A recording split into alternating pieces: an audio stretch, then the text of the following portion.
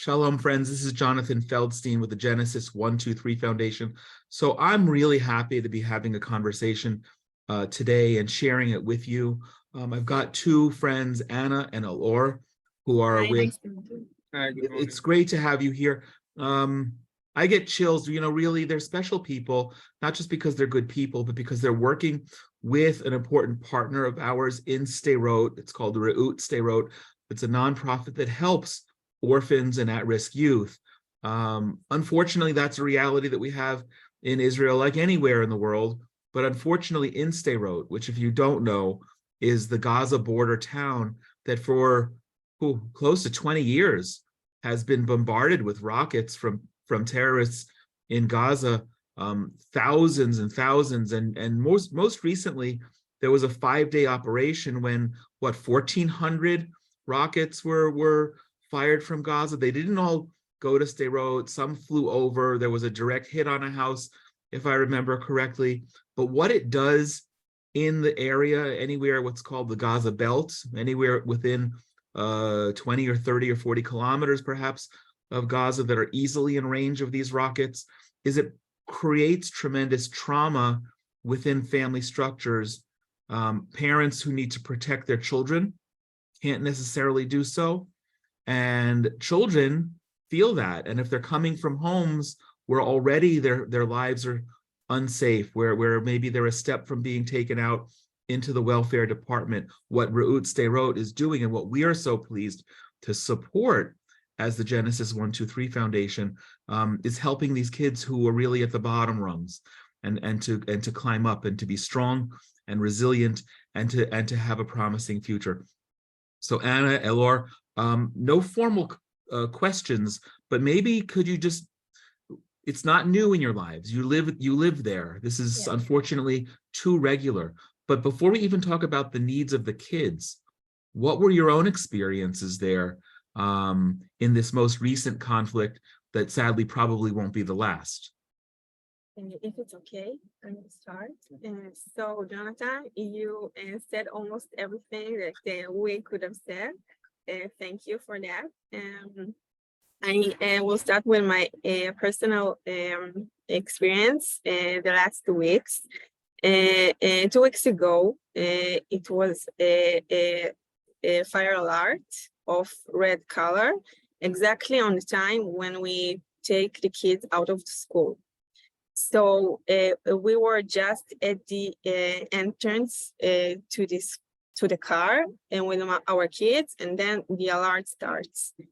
And when you are at home and you feel more safe, when you are outside, it wasn't a long time. It wasn't at the time we were outside, and the kids just ran. We tell them, go out quickly from the car to the bomb shelter, and you know in your heart that you have only like 5 seconds to get into it. So it's really scary and a traumatic experience that I don't that I wish no one else will experience it. And then we went home, and it was a couple of days, almost a week of silence. And we felt like it's routine again, and everything is normal. And out of the blue, the operation started. And it was also a very traumatic experience to, like, you only got on your feet back, and then again, there's it's a feeling that your self-security is unstable. So it's very precious and how to say precious, you mean pressure, lachatz, yes?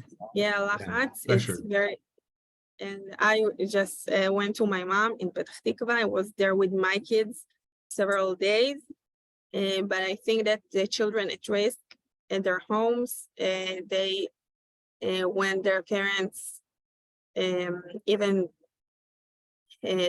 don't know how to react to make them feel more safe. Right. Elor will continue me from his personal experience Sure. and how we can help the children. Right. So before Elor, you speak, I just want to clarify the siren that you were referring to. We call it red alert, Tseva Adom. Many people have this as an app on their phone. It's broadcast on the national radio, on TV. If you're watching and they're fired, rockets being fired, air raids. Now I know here because we had it on the Friday afternoon. Air raid sirens. Remind me, in Sderot, is it an air raid siren or is it the announcement Tseva Adom? I don't remember. Announcement. The announcement. So Tseva Adom comes out on loudspeakers, broadcast throughout the whole city that says color red, which is and that's the alert. And it's shocking. I can't even imagine. We raced down to our bomb shelter and we had a minute or more seconds than us. Yeah, we had, you have 10 seconds. You're a kilometer from the Gaza border. So depending on how far the rockets are fired from inside the border of Gaza, you have literally less than 10 seconds. And it is if we haven't heard the Iron Dome first, because her sound is a lot stronger, and it usually comes 2 seconds before the red alert. So that's interesting. And again, for people who don't know what the Iron Dome is, that's the incredible defensive system that Israel has built to take out these rockets in midair and brilliantly only above our heads. Above your heads. It's like you get a fireworks show too often, and brilliantly it only sends a countermeasure to the rockets that the system is projecting are actually calculated to hit a populated area. So you'll have rockets land in an open area in your community. We had that a few years ago across the valley from my house, and the whole house shook. And I went to somebody who built the Iron Dome and I said, gee, was that calculated to be 200 meters from my house, or that was a mistake? I don't know. But so Elor, what's it like for you? What was this? You've been there. What's it like? You're a parent. How many kids do you have? I have 4 kids. Okay. Soon to be 5. I volunteer, besides my work here as a director of partnerships, I volunteer as an ambulance driver over here. Okay. So because of my volunteering, I need to stay in Sderot more than my family. So the first 2 days, the kids were here because sometimes it's like something like 24, 48 hours and everything goes back to normal. But after 24 hours, we felt that this is going to be longer than usual. So they choose to go to my wife's brother in Bnei Kalim. It's not too far, but it's a very quiet place. So, and I stayed here. Besides my work, we always see the people who gets hurt, and this time there was several places that the rocket hit and not just exploded in the air. Right. It was about 4 houses, a community center, and 3 more houses that there was damage from the rockets. And the people over here in Sderot have their resilience, because we are here about in this reality about 20 years, 20 years, and people are getting used to it. But it is never something you can live normally besides. Because you're getting used to it, which is a crazy thing that anyone should think about it. Or as you just said, you think it's okay, it'll be for a day or two and that's normal, and then you'll get back on, which is not normal to begin with, to think that way. But do you ever, because this is the norm for 20 years, because you have a whole generation of children who have grown up knowing nothing other than having 10 or 15 seconds to run. And Anna, when I visited you in the spring, and you showed us the playground built of all concrete things so kids can play safely and protect themselves. Do you ever become less nervous, less afraid for yourself and your own children? I think it is something more personal. I mean, I usually don't get too much upset and nervous because part of my job and my personality is to maintain strength, and I don't get panic often from these things. But when I at home with my kids, I need to help them to feel calm, feel protected at home. So for me, it is normal. It's okay. It's not okay, but it is something we need to live with, because we will not just take our things in our home and go to a place more quiet. We love our city, we love our country, and if this is the cost we need to pay, I hope for now, then this is what we will do for our country, for our people. But my kids take it a bit seriously, because they don't always feel safe. The playgrounds that are protected, it's nice, and it usually has some paintings for the kids to feel more safe and more comfortable. But in times of war, just like our last 5 days, even that places are empty, because you can't really feel safe even next to a meter next to a bomb shelter. Yeah.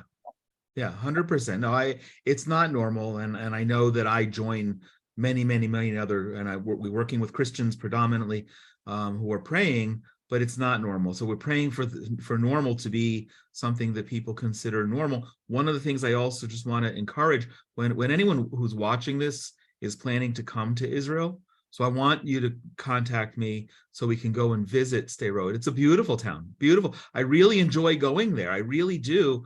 And there had been a period of a couple of years, I guess probably for the pandemic, something else we were afraid of, that I just didn't go anywhere. So when I came to visit you, Anna, was the first time in a while, and it's fascinating. It's incredible to see how much Sderot has grown. This is the city that suffered the most in terms of rocket fire, and it's grown by about a third, right, in the last decade. Yeah, exactly. You have mentioned the pandemic, and it was something that was even more challenging during the pandemic, to have the rocket flying over here. So you need to think, if someone is in quarantine and he needs to be in the shelter, but all of his family needs to get inside. Yeah. But also, you said that this is a beautiful city. Last week, someone asked my wife, why don't you just go away and live in another town? So she said that this city, the residents over here, the feeling of family to live here in Sderot, it's perfect 19% of the time. Just in the times of war. Not 1990, Tishim. 90. Okay. Yeah. Of the times. In times of war, it's a bit difficult. Sometimes we can manage, and sometimes we need to go out to breathe some fresh, quiet air. But it's a perfect city for us. The education over here, the people, the other residents, it's a beautiful city. When you mentioned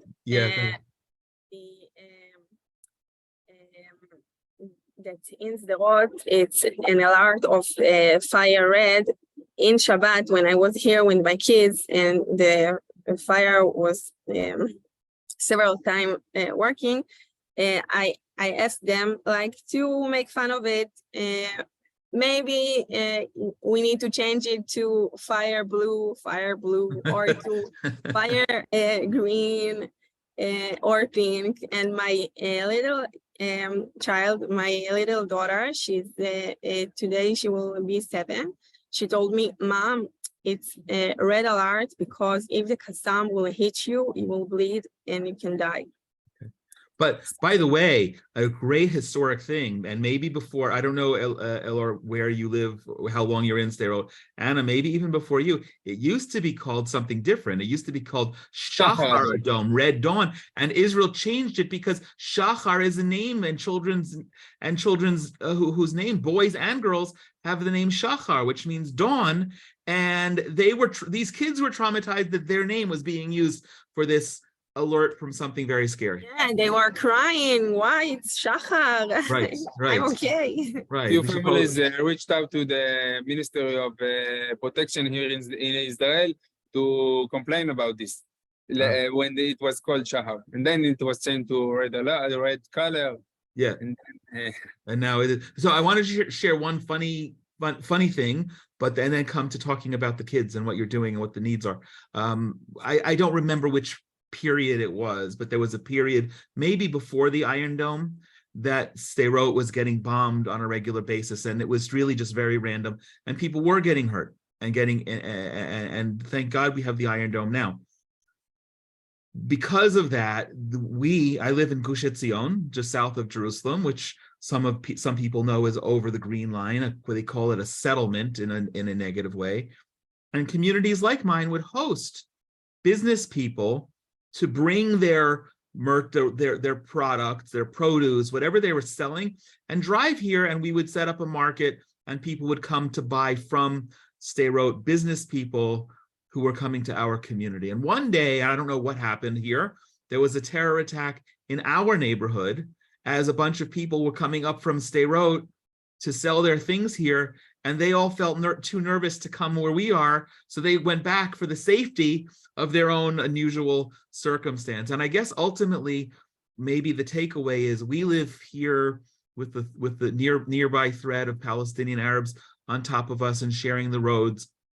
And often there are stabbings and sometimes shootings, and you live with rockets flying into your community and over your head on a regular basis. And these are the norms that we become used to. But the ones who don't become used to it, or who have the skills, who have fewer skills to be able to cope with it, and who don't necessarily have parents who stand resolute like the two of you, who make fun of it to try and make a lighter moment, are the kids that you work with. Some of them are orphans because they've lost a parent or two, or they've been on the verge of being taken out of their families' homes because they're not safe, or the parents just don't have parenting skills. You know, there's not a handbook on that, or there are, but not all parents read them. Tell us, how did it impact you? How did it impact the kids that you work with this time, and then in general, so we know how we can help? So in time of crisis, we have to close our clubs because they are not completely sheltered, and people need to stay at their homes. It's the cities that Oda'a, how to say? Announcement. The Yeah. municipality sends an announcement that every education center needs to be closed, and you need to be in a time of 10 seconds far from the shelter. Yeah. So the kids have to stay at their homes when they are at risk situations. Sometimes the parents are traumatic themselves, and they don't have the emotional Clarity to help the kids. They can't just help their kids, and the kids are in panic, and Some of them are even worse because some of the kids deal with the physical abuse in their house. So in times like abuse, this, neglect, lack of food. In our clubs, they receive 2 nurses meals, and they feel protected. It's like a home for them. Yes. So after the security situation, we see that they are go back in their emotional needs. Over the time, what we worked on, it's getting worse again, and we need to provide them therapies. We provide them therapies like drum therapy or horse riding therapy. and it depends on what budget we have, but we need to raise that budget, and we really trying to help those kids as much as we can in our clubhouses. So you're the experts, and I just want to share what I saw when I came there last time. It was really emotional. I'm sorry I couldn't take, for their own privacy, take pictures of all of the kids. Other than just being physically beautiful, they were happy. And it was amazing. You would never look at them in any other circumstance and think of these as children who are at risk in any way, coming from neglected homes, coming from homes where they don't have enough food. We walked in on the last session of a drum therapy program, and what the man leading the program, I don't remember his name, was explaining to them after several sessions of this, and they had been so engaged that he said, basically, look, this is a skill set. This is not just fun with drums. It's a skill set. You didn't, several weeks ago, you didn't know how to play drums. You didn't know rhythm. You didn't know any of that. And these are the skills that you need to carry forward with you for the rest of your life, to strengthen them coming from the homes where they come from, but also living in the community that they come from. Yeah.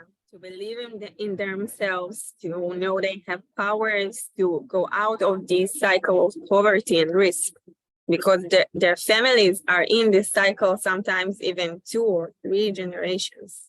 And we try to provide them a hope for a better future, for a different future, when they can challenge themselves, when they can learn, educate, and have a good life. Yeah. Elor, what do you want to add to that? What do we need to know?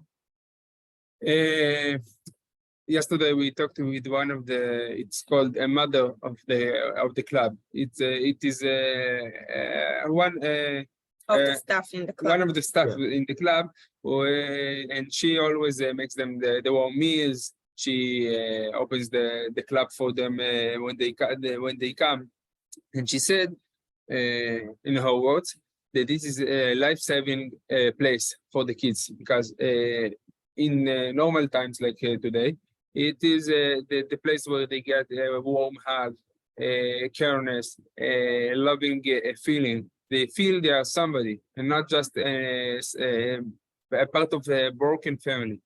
And that's something that you can see, just like so, you can see in every kid over there, that when he comes with a smile. He comes running to the mother of the club.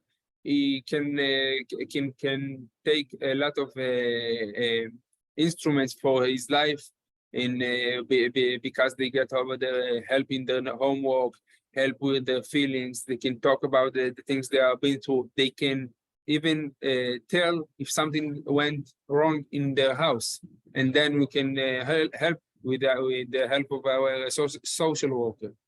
So that's a sanctuary for them. It's a place when they come immediately after school, and they stay there until 7 a.m. in the evening. 7 p.m.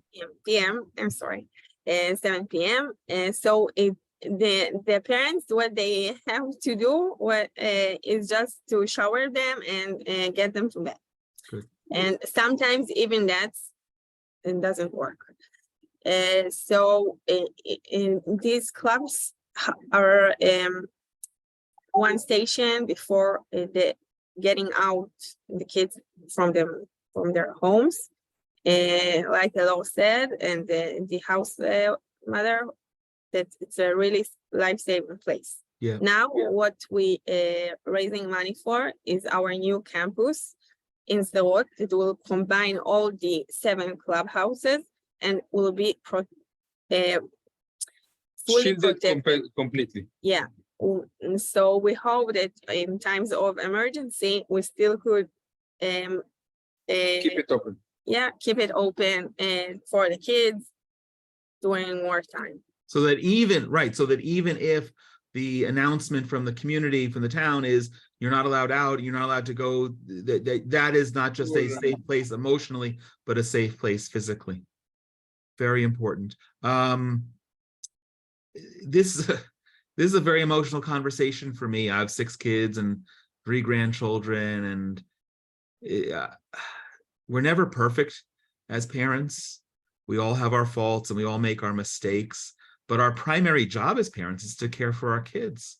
And so when it's not necessarily that the fault that these children's parents who you work with don't have those capabilities. That's a reality. It's not in some cases, maybe their personal responsibilities, but to think of raising a generation of kids who just know trauma and it comes from their home and it comes from their community, and that we can step in and in some way provide help and be an extension of the physical hug that you provide to them is a privilege. We do a lot of good things with the Genesis 123 Foundation. Yesterday, I was with a group of Holocaust survivors dancing with lone soldiers, and that was so emotional.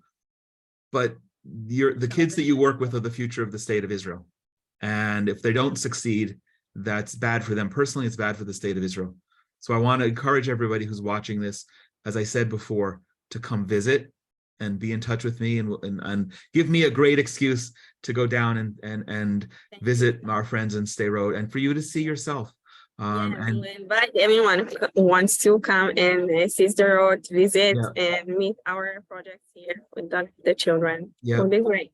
Absolutely. And if you or your church or anyone you know has the resources to help financially, the strange thing is, yes, they have a new building to fund and outfit, but the truth of the matter is none of their therapies are outrageous budgets. We can make a big impact, a very big impact with amounts of money that you would surprise you how little.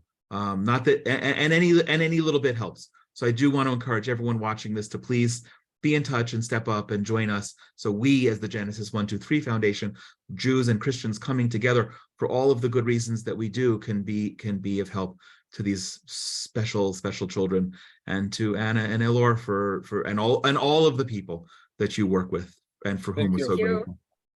Thank you. God bless you, everybody. Goodbye.